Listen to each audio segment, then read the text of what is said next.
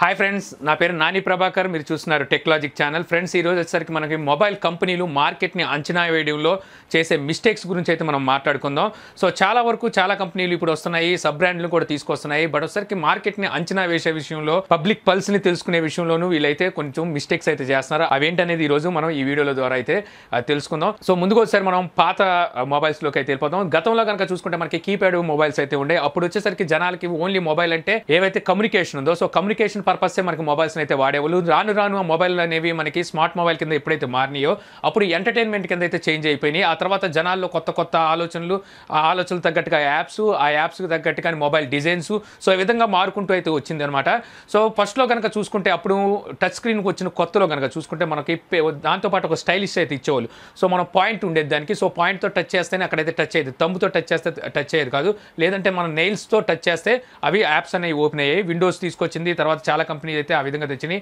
So తర్వాత వచ్చేసరికి అది ఏదైతే చేంజ్ అయిందో అది ఎప్పుడు చేంజ్ అయింది అంటే మనకి యాపిల్ తీసుకొచ్చింది. యాపిల్ ఫస్ట్ జనరేషన్ మొబైల్ 2007లో తీసుకొచ్చినప్పుడు మొత్తం అంతా చేంజ్ అయిపోయింది. సో అది ఒక విప్లవం అని చెప్పుకోవచ్చు. ఆ టైంలో వచ్చేసరికి కొంతమంది అయితే విమర్శించారు ఆ మొబైల్ని కూడా. ఏంటిది తంబు ఏలుతో పట్టుకొని నొక్కడం ఏంటి, సో పాయింట్ చేయలేకపోతున్నాం అనేసి కొంతమంది దాన్ని కూడా అప్పుడు ఆ టైంలో అయితే విమర్శించారు. బట్ వచ్చేసరికి అది గేమ్ చేంజర్ అని చెప్పొచ్చు. ఆ తర్వాత 2008లో వచ్చేసరికి ఆండ్రాయిడ్ ఓఎస్ అయితే ఎంట్రీ ఇచ్చింది. సో ఆండ్రాయిడ్ ఓఎస్ ఎప్పుడైతే ఎంట్రీ ఇచ్చిందో ఆ టైంలో అప్పటి వరకు చాలా మంది అవుతున్న సింబియన్ ఓఎస్కి వచ్చేసరికి కాలం చెల్లిపోయే టైం అయితే వచ్చేసింది అని చెప్పాలి. సింబియన్ ఓఎస్ ఒకటే కాదు, ఆ బాటలో చాలా ఓఎస్లు, అందులో చూసుకుంటే మనకి మైక్రోసాఫ్ట్ ఓఎస్ కూడా, తర్వాత చూసుకుంటే రిమ్ ఓఎస్ అంటే బ్లాక్బెర్రీది, ఎన్నిటికీ కాలం చెల్లిపోయింది. దీనికి మేజర్ రీజన్ ఏంటంటే ఆండ్రాయిడ్ ఓఎస్ పబ్లిక్ ప్లాట్ఫామ్ అవ్వడం వల్ల అనమాట. ఓపెన్ సోర్స్తో అయితే తీసుకొచ్చారు. ఏదైతే ఐఓఎస్ ఉందో ఐఓఎస్ వచ్చేసరికి అదర్ డివైసెస్కి అయితే ఉండదు, ఓన్లీ యాపిల్ మొబైల్స్కి దొరుకుతుంది.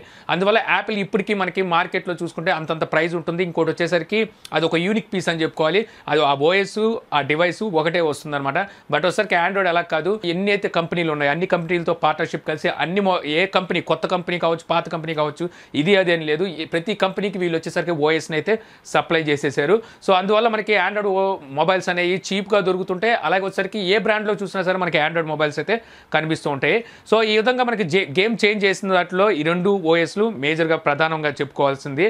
సో తర్వాత వచ్చేసరికి మనకి ఆఫ్లైన్ స్టోర్స్లోనే అప్పుడు వచ్చేసరికి మార్కెట్ అనేది ఎక్కువ ఉండేది. సో ఆఫ్లైన్ స్టోర్ని టార్గెట్ చేసి వీళ్ళు ఎప్పుడైతే సేల్స్ తీసుకొచ్చారో ఆ టైంలో జనాలకి ఏమీ తెలిసేది కాదు. సో ఆఫ్లైన్ స్టోర్లో కాబట్టి మరి వాళ్ళు ఏ ప్రైస్ పెట్టినా సరే కొనేసేవాళ్ళు. ఆఫ్లైన్ మార్కెట్కి ఎక్కువ సోర్స్ ఎక్కడ నుండి లభించేదంటే ఏదైతే ట్రస్టెడ్ బ్రాండెడ్స్ ఉన్నాయో, అంటే పెద్ద బ్రాండ్స్కి వచ్చేసరికి ఆఫ్లైన్ మార్కెట్ చాలా ఎక్కువగా ఉండేది. ఆ టైంలో శాంసంగ్ బాగా క్యాప్చర్ చేసింది. నోకియా అప్పుడే డౌన్ అయింది. నోకియా డౌన్ అవ్వడానికి మేజర్ కారణం ఏంటంటే ఆండ్రాయిడ్ అని చెప్పాలి. అప్పటి వరకు సిమ్మియన్ నమ్ముకుంది నోకియా వచ్చేసరికి.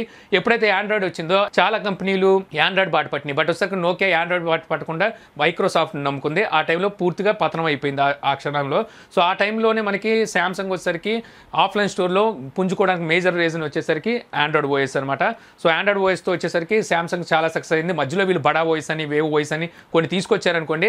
బట్ వచ్చేసరికి ఏదైతే ఆండ్రాయిడ్ మొబైల్ ఉందో, ఆండ్రాయిడ్ మొబైల్ సక్సెస్ అయినంత ఇదిగా వాళ్ళు ఏ ఓఎస్ కూడా, టైజన్ ఓఎస్తో కూడా మొబైల్స్ తెచ్చారు, ఏవి అయితే సక్సెస్ కాలేదు. సో ఇప్పుడు ఆండ్రాయిడ్ మార్కెట్లో చూసుకుంటే శాంసంగ్ నెంబర్ 1లో ఉందని చెప్పుకోవచ్చు అనమాట, ఆండ్రాయిడ్ పుణ్యం అని చెప్పి. సో తర్వాత వచ్చేసరికి మనకి ఆన్లైన్ స్టోర్స్ వచ్చినాయి. ఆన్లైన్ స్టోర్లోకి వచ్చేసిన తర్వాత జనాలకి చాలా విషయాలు అయితే తెలుస్తున్నారనమాట.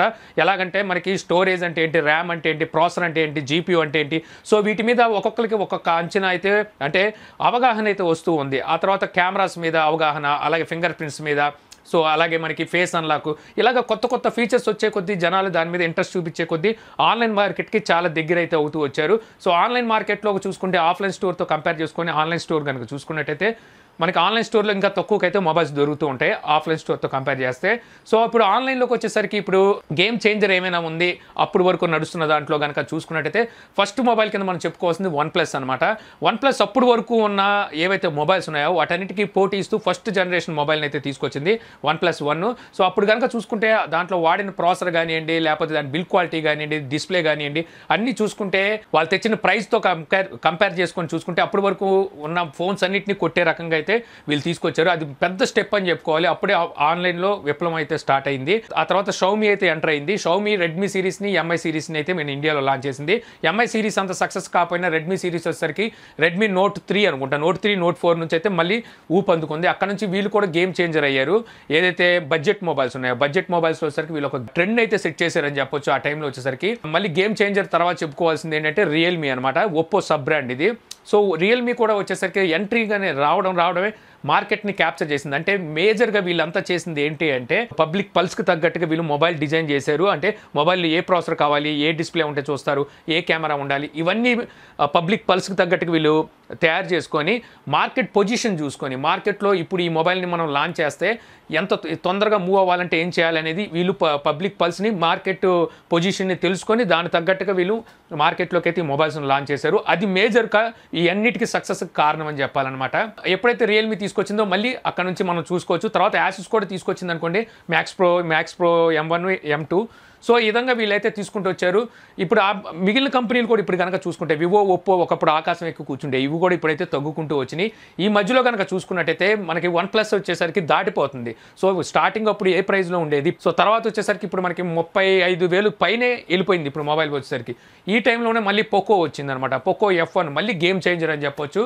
ఫ్లాగ్షిప్ కేటగిరీతో అందులోనూ మనకి ఫ్లాగ్షిప్ మొబైల్ రేంజ్లో స్పెక్స్ అయితే ఉన్నాయి. లిక్విడ్ కూలింగ్ సిస్టమ్ తీసుకొచ్చారు, fast charging support, dual camera setup, నాచ్తోను, సో మనకి స్నాప్డ్రాగన్ 845 ప్రాసెసర్తోను ఫ్లాగ్షిప్ మొబైల్స్ కావాల్సిన క్వాలిటీస్ అన్నిటితోనూ ఈ మొబైల్ని అయితే తీసుకొచ్చారు. బట్ వచ్చేసరికి బిల్డ్ క్వాలిటీ విషయంలో వచ్చేసరికి కొంచెం కాంప్రమైజ్ అయ్యారని చెప్పాలి. దీనికి మేజర్గా కారణం వచ్చేసరికి అక్కడ వీళ్ళు ప్రైజ్ని దృష్టిలో పెట్టుకున్నారు. సో ఏదైనా సరే ఏది చూసుకున్నా సరే మనకి అక్కడ 20,990 రూపాయలు అనుకుంటా తీసుకొచ్చారు. సో ఆ బడ్జెట్లో చూసుకుంటే మొత్తం అన్నిటిని ఒక ఊపేసిందని చెప్పొచ్చు అనమాట ఆ సెగ్మెంట్లో కనుక చూసుకుంటే.